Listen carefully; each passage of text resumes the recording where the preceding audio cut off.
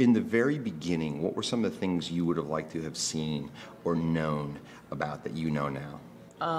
Yeah, the crystal ball would have been fantastic. I think that for me personally, having more foresight and being able to look further into the future with the different market changes and things, getting into it at a younger age, and I'm an investor myself, so I come with a unique perspective in what I do, right? So we do the lending for our investors, but I'm actually also a real estate investor.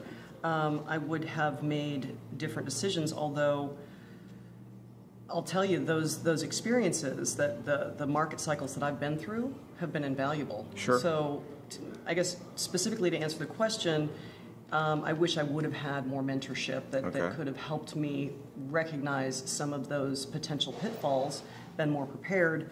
But looking back, they were very valuable experiences for me. What does your exposure to other people that are in the space help you with in the business day to day? Like, can you see trends coming?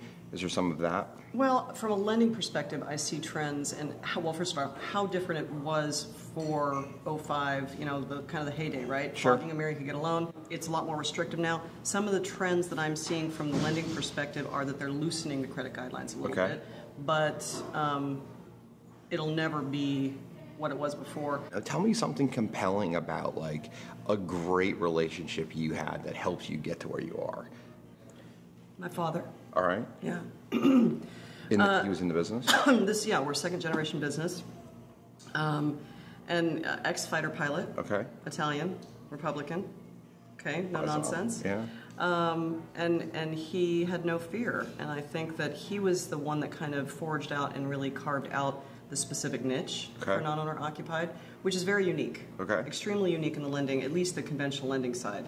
As an example, 2014, less than 3% of all mortgage-backed securities that were resold were for non-owner occupants. Wow. So it is a very specialized niche, and he went after it, man. As you were starting, knowing that you could make a phone call to your dad, which is cool, but at the same time, as a business person who's a generation ahead, how did that help?